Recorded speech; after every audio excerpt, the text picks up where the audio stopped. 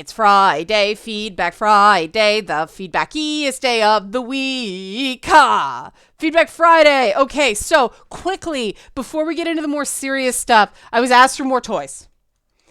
And the biggest, was Fisto.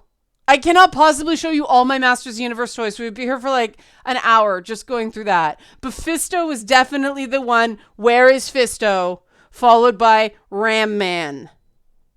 Ram Man wasn't in the cartoon at all. Fisto was in one scene. I didn't see Ram Man. Maybe he's in the background somewhere. But I admit, like, the downplaying of Fisto and the absence of Ram Man is why when people were like, the show is gay coded, I'm like, what? Excuse me? Yeah? Not as much as the original. Like, you know, I was kind of surprised that Kevin Smith didn't go there. It just seemed like a Clerks-style joke waiting to happen, these two, and he didn't. So, you know, I guess points for maturity. But then I just pulled some stuff that I personally thought was cool because it's fucked up. Manny Faces terrified me as a kid. There was something about the robot and the monster faces that completely freaked me out. I have no idea why, but I had no problem with Mentenna. I loved anything with stalk eyes as a kid.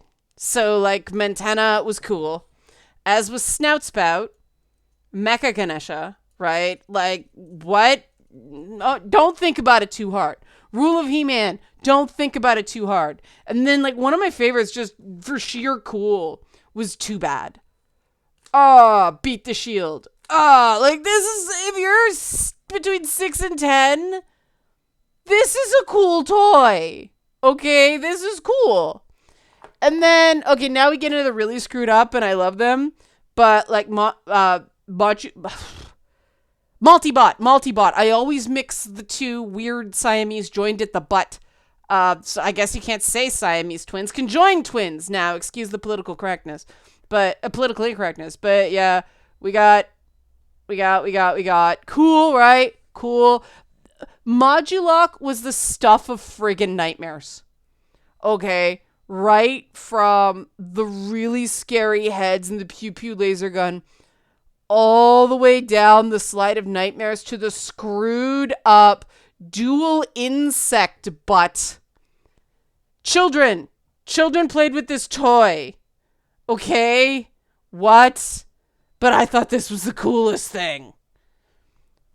You're getting inside my brain. You're understanding why Leanna is the way she is in a lot of ways. Okay. So, I have been nerd-splained to ad nauseum about what He-Man meant to men this week. And I'm going to pause to take a breath and do the Patreon thing, because I want to stay chill about this. It's not worth getting upset about, okay? So, help support this channel. Become a monthly patron. Patreon.com/LeannaK. This is what adults do. When they feel like they're going to rage, they take a minute, collect their thoughts, and continue. People are individuals, okay? Everybody clearly had a different reaction to He-Man. We're starting off in a very bad place when your launching point is basically, you're not a man, you don't get it. I was a little person, not little person, but small child, right? Who loved this stuff. Clearly. Like, this isn't just, look at how many points of articulation, because you don't give a shit about that with He-Man. It's, oh my god, fucking stalk eyes, what? Right? Obviously, I love this stuff. The fact that people are coming at this from such a bass-ackwards place that they didn't realize how insulting they were being right from the jump is something I really want to talk about. Almost the mass hysteria that happened here. Like, this was a phenomenon, right? At some point, this thing really stopped making sense. And I want to be abundantly clear because people keep mischaracterizing me, okay? I don't care what you thought about the new cartoons. I really don't. there's, like I said in Monday's video, I get why some people were disappointed because like they went in a very distinct lane about He-Man nostalgia, and it was that Masters of the Universe fucked up shit version, the secondary characters being more prominent, not the He-Man show. Audience is split right there. Like, I get it, you know. I was less compelled by the hype argument because I had to learn to stop the hype train for myself. Every time I don't do it, every time I get invested, it's a mistake. And it's my own damn fault, right? Because I bought into the hype train. I know I shouldn't. My general rule is when I know I'm going to watch a show, stop reading about it, stop watching about it, stop setting expectations for myself. I want to be able to just go in and take it for what it is.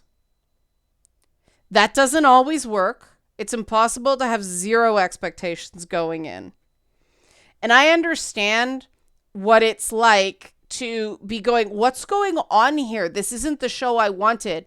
I spent episodes like 3 and 4 of the Disney Plus Loki show going, what just happened? I thought I got what this is going to be. Where's Owen Wilson? You know, like, where's Morbius?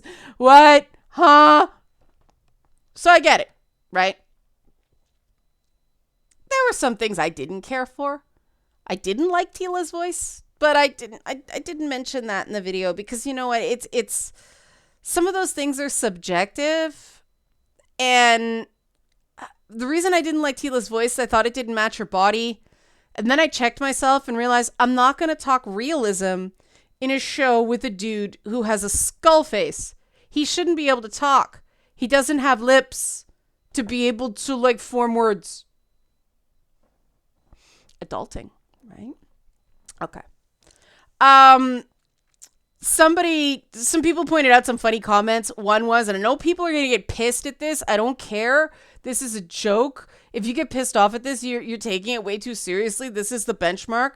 People were pointing out, like, I don't understand this being mad at woke He-Man. He-Man was always woke. There was always a stupid moral at the end of every episode. Well, in fandom circles, we called it the "don't put mustard on the cat" moral, because it was like moralizing about stuff that nobody ever thought to do. Like, you don't need to tell kids not to put mustard on the cat because most kids won't even think about putting mustard on the cat, right? But it was the end of every episode. See? Laugh about it. Ha ha ha ha ha, like at the end of an episode, right?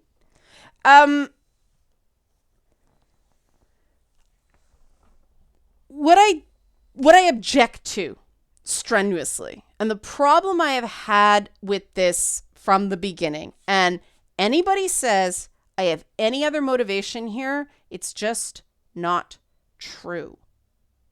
My issue is that in no universe, Masters of the Universe, Multiverse, Steven Universe, in no universe does it make sense to lose your minds, dogpile creators, accuse them of lies, dogpile people who happen to like the show, accuse them of lies. In no universe does it make sense to go on a review bomb, griefing, harassing, dogpiling, Reddit raging, like, tear over a television show or a movie. And before you hit send on those comments that I know are brewing, wait till the end here.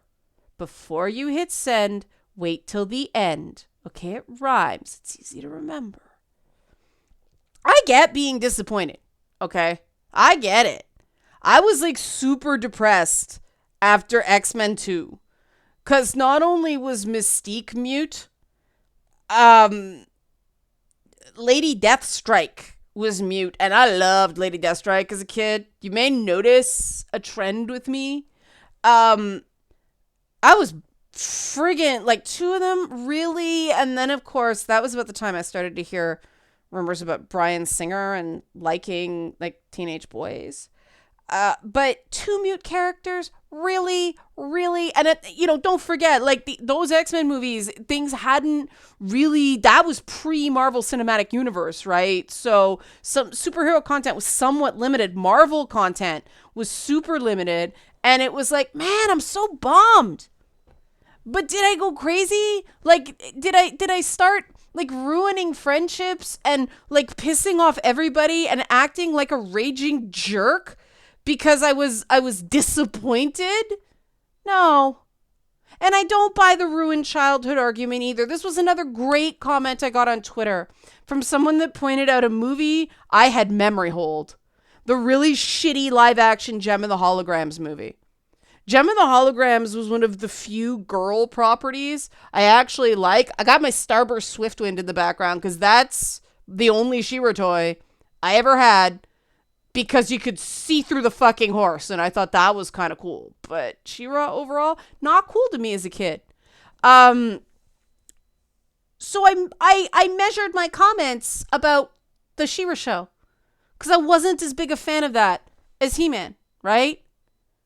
But Gem and the Holograms, I was a fan of Gem and the Holograms because it was a show about women who actually had ambitions and did things. And yeah, okay, the pop music on it wasn't the greatest, but I thought they were the coolest looking things. And they came with doll stands, and like the instruments became lasers, and there were like space battles with like Gem and the Holograms and Yoda and R2-D2 when I was a kid. Which of course is not canon, but I just thought it was very cool that it was about women with jobs, like real world jobs. It wasn't princesses. It was women in a band, right? Like, okay, that's Josie and the Pussycats. But you know what I mean? It was Josie and the Pussycats with an 80s flair. The movie was shit. And people didn't lose their minds saying it ruined their childhood and went out and harassed a whole bunch of people. It is, not only is it possible to not do it, there is no excuse for doing it.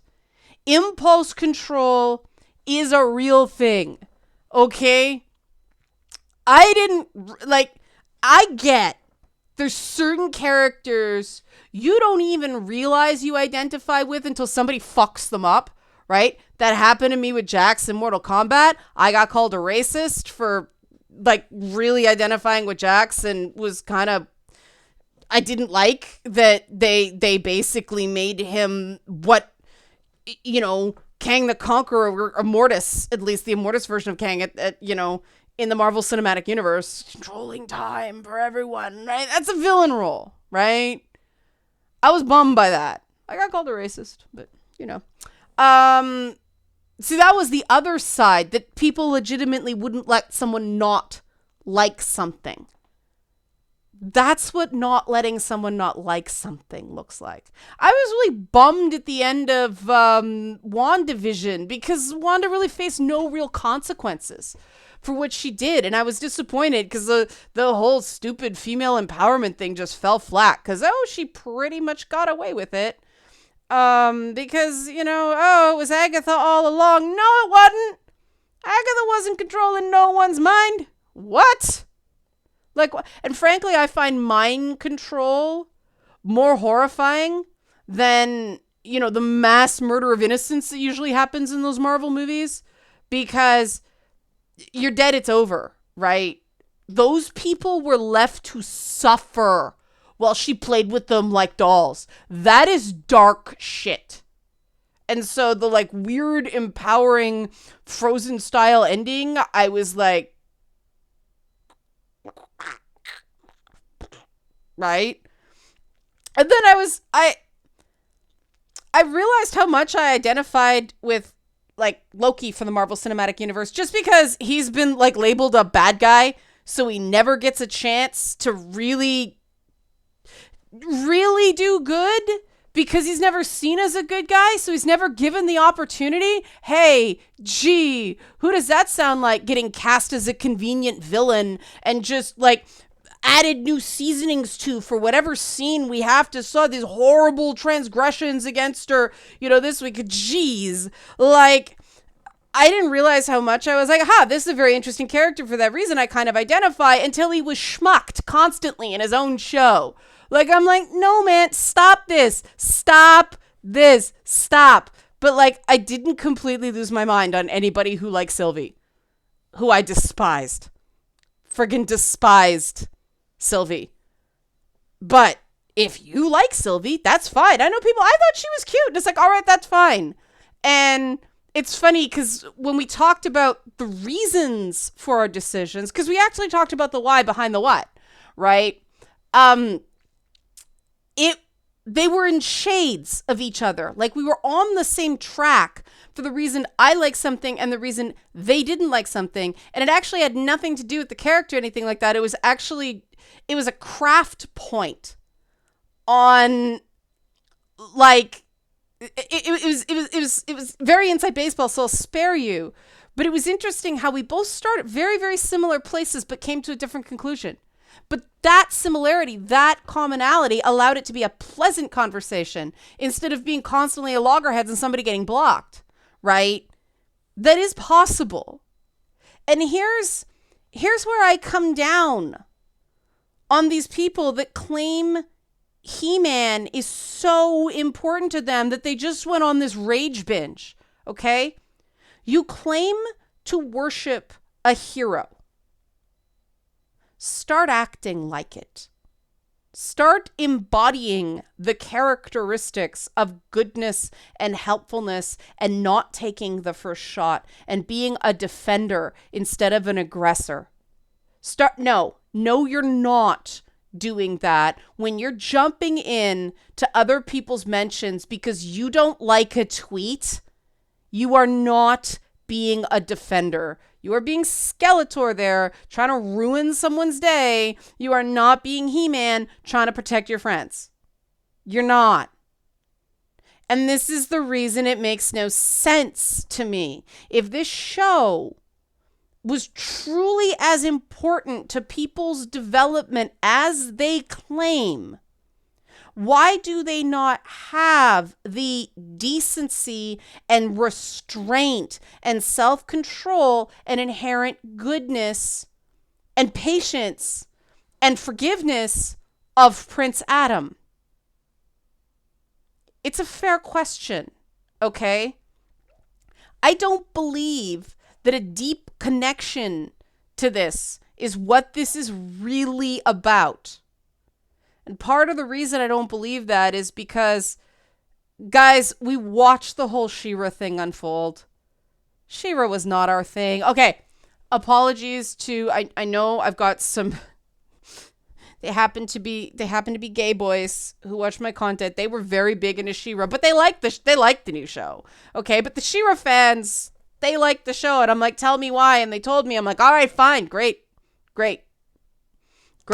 Okay. I see it from the inside, right? I didn't go too hard on the new She-Ra because one swift wind, all the masters of the universe, right? It's very clear where I come down on this.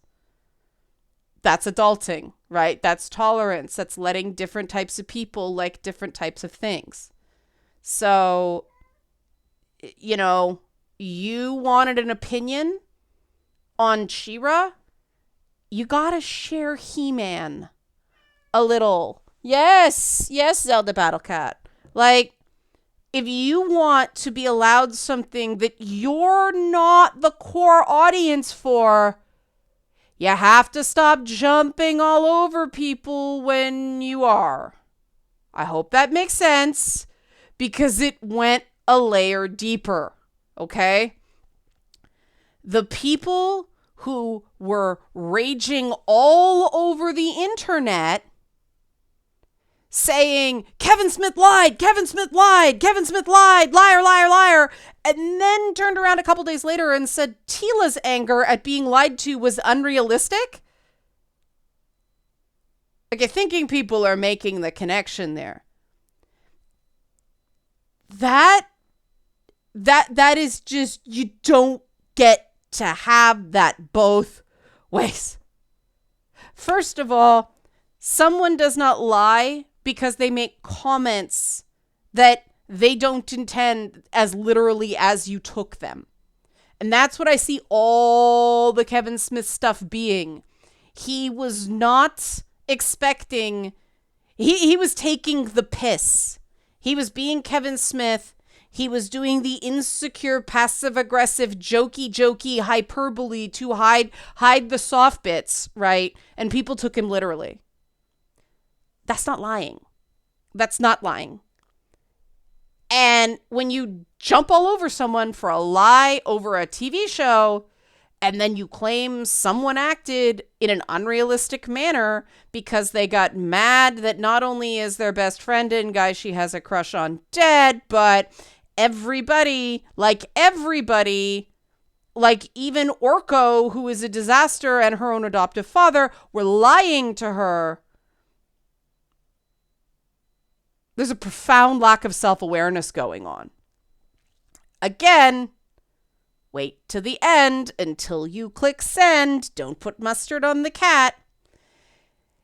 If people didn't watch the cartoon on principle, that's totally cool. That's a principled stance. I respect that. I did not buy Mortal Kombat 11 because I felt insulted by the marketing.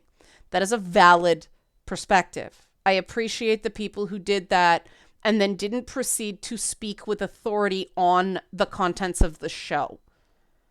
That's the trade-off for saying I'm not watching it, I'm not supporting it because I don't like how Kevin Smith conducted himself. Valid viewpoint, valid stance. Appreciate the people that then didn't go on to sound like an expert about what was actually in the show. Unfortunately, a lot of people did start talking in ways that made it clear they did not watch the show. And that is a form of dishonesty. And this is the core of the issue I have with this whole thing. Okay? The first principle here with all the muck seems to be a real premium on honesty. And that's laudable. That's commendable if it's consistent. The problem with the way this has been approached is that the overuse of the accusation of lying in the long term benefits liars. If your go-to is dishonesty, then there's no penalty for people who were truly dishonest because you've painted everyone with that brush. And that's what I hear from content creators. Like, that's what I hear from behind the scenes, off the record, that someone's going to scream at us no matter what we do. So they throw up their hands. And, sometimes it's like, we just did what we wanted, or we took a vote. None of the decisions end up really, or the marketing department made us do it. The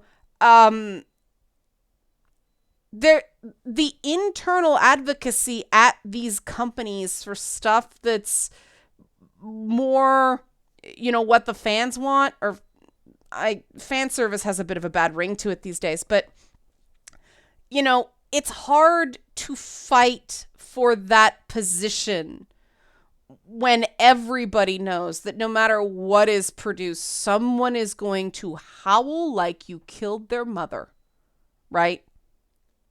And it got to the point of stupid, like way past the point of stupid for me this week regarding a tweet that wasn't even like, it was obviously about the whole freak out, but I put up 2 tweets, and I sometimes do things deliberately as a backstop because I'm like, people may make something out of this. There could be some bad faith going on.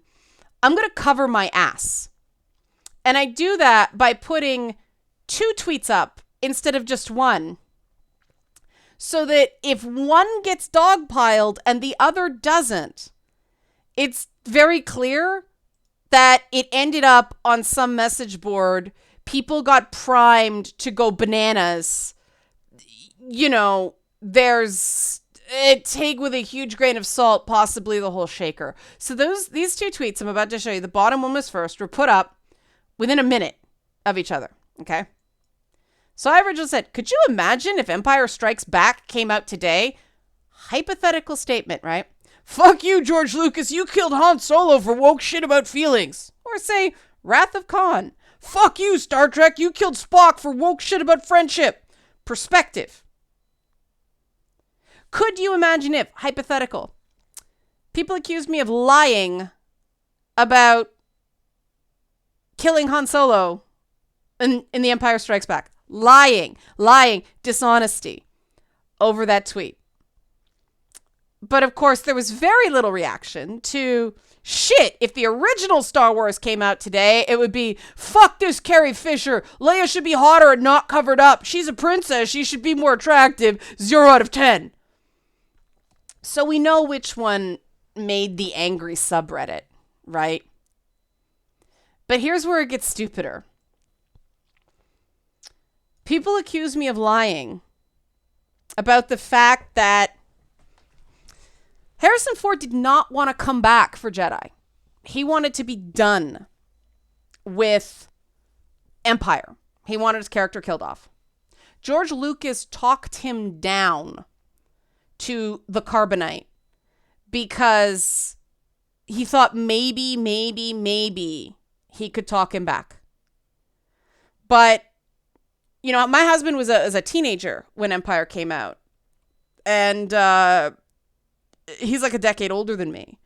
And he said he remembers like all the fanzines, and because, you know, Star Wars was culturally significant, but it's built. At the time, you know, the writing about these things was still relatively a cottage industry, and all the fanzines were speculating about whether Harrison Ford was going to come back, whether that was it for Han Solo right now. That is just historical fact.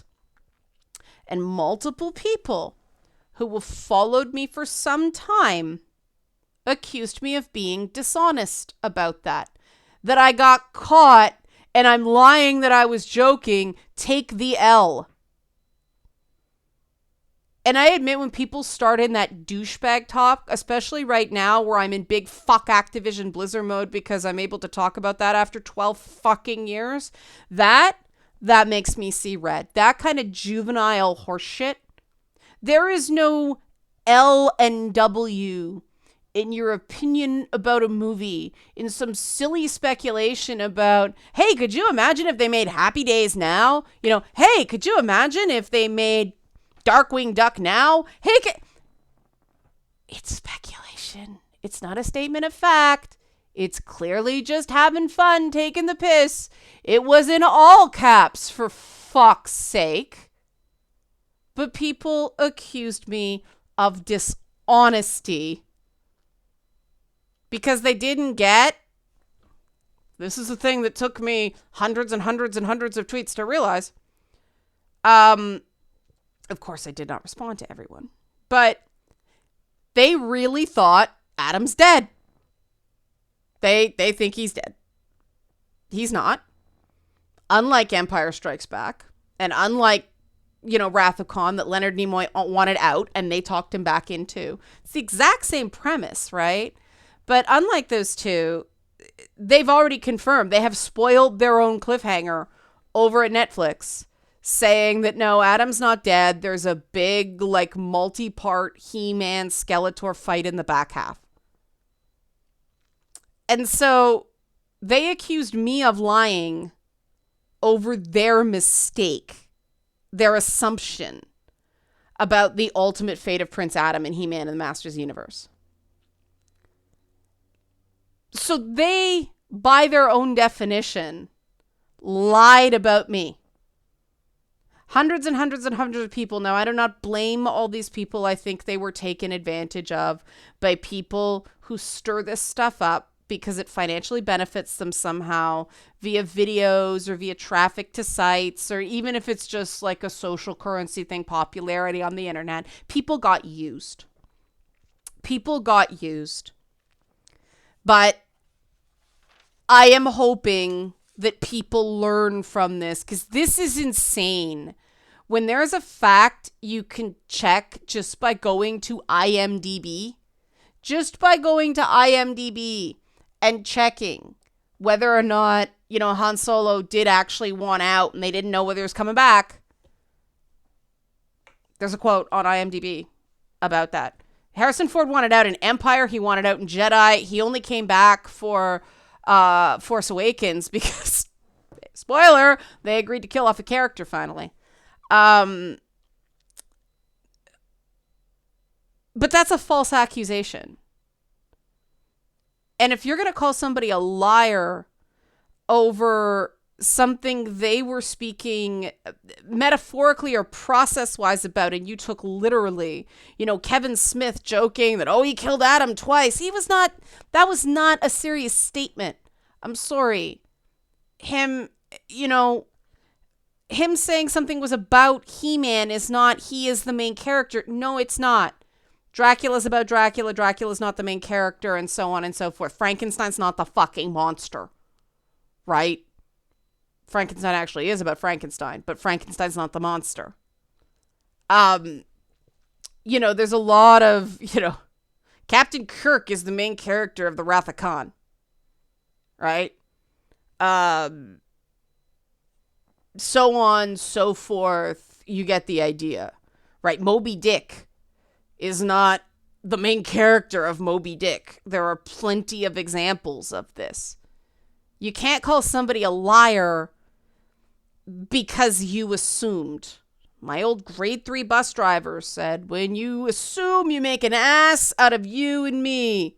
He also said, when you point the finger, the other 3 fingers are pointed back at you. Bus driver wisdom. Frank, the bus driver, drove the route from my house at the Jane Finch area to Derrydown Public School. It's still true. And this is what I'd like to stop. I'd like people to stop just flying off the handle over stuff that, in the grand scheme of things, is not very important. And I say that, you guys know I love this stuff. You guys know I argue this stuff very passionately, but for God's sakes, I would never harass someone into misery over it. I would never accuse someone of lying unless I had categorical proof. Hard evidence, not a leap in logic, not an assumption.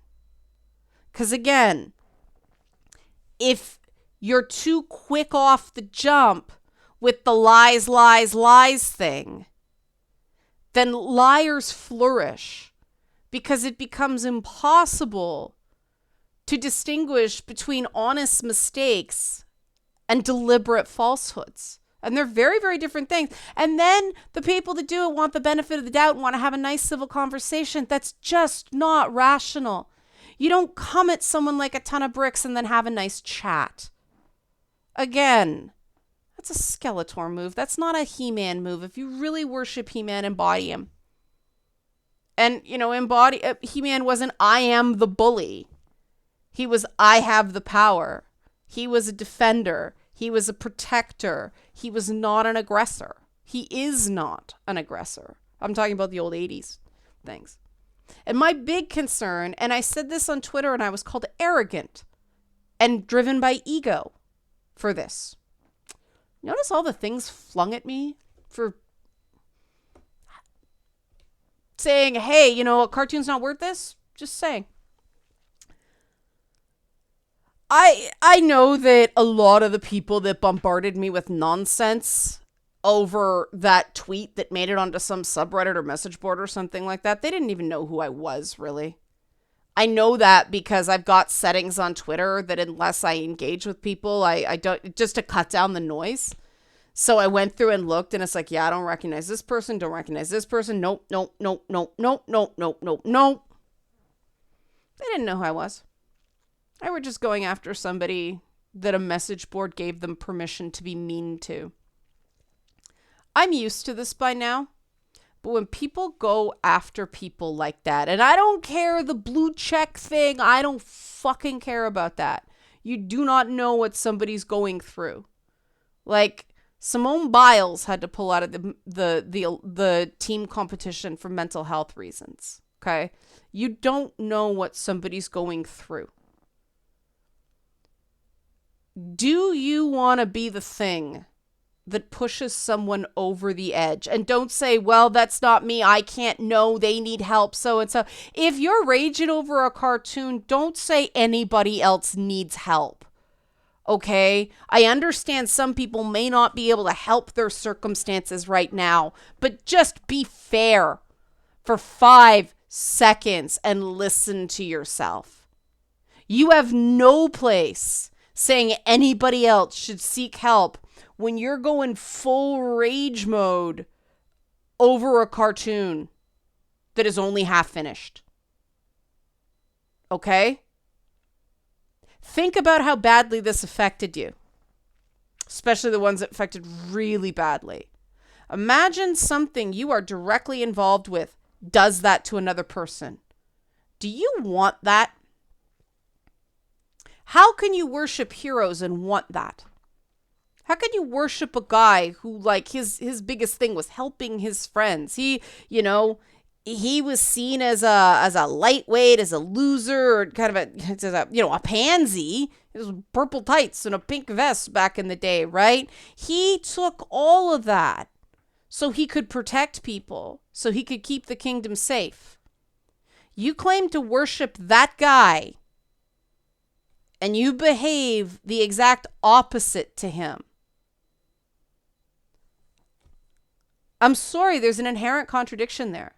And yes, I did mock people hard on this, which I do not usually do. But at this point, I actually believe that broad strokes, it's the most compassionate response. Because it's rewarding the people who kept their shit together. It's making people think twice about going after somebody because of this stupid idea that you can just attack somebody and it's wrong if they go, you know what? You're a joke. Like, this is ridiculous. This is nonsense. Well, that's not very polite. When did politeness, when did nicety become a requirement when somebody's griefing you over a fucking cartoon? That's not realistic. That's a really stunted position to come from. You can carry on like an absolute ass, and the other person has to just, oh, what's wrong? Come on. There's gotta be something in people that recognizes that is just not the real world. That isn't even a fair world. That's rewarding bullying. And that's what I refuse to do. No, I am not going to have a nice chat with you after you called me dishonest. I am not going to have a nice chat with you and hear you out about your opinions on a cartoon when you have just called me a liar. Why? That rewards behavior I do not condone. No, I'm not being a pushover just to be nice, just to prove some kind of point that I'm somehow more heroic than that would be virtue signaling. That's horse shit. I'm doing the thing of let people think I'm weak, Prince Adam style, to protect people who can't protect themselves. And the people who can't protect themselves are people who are in a really low place. And you know what? I would have had every right to be a little raw and kind of fragile after the Activision thing broke. And I was open about that. And people fucking grief dogpiled me days after that. Is that heroic? Is that compassionate? Is that considerate? Is that keeping your shit together? No, that's kind of like what Tila did in Masters of the Universe. She just lashed out at anybody, didn't care what anybody else is going through. Thing about the cartoon is, to me, they made that pretty clear that she's in a bad place and she was in the wrong. And I mean, that moment where she's like, I'm mad at you because you, and Adam goes, I died. That was the show going, yeah, Tila's being a lot. People took the complete wrong message from that because they're so in that they don't realize that the character they're criticizing, that's the character whose behavior they match the most. And I mean, you know, they went well beyond what Tila did, right?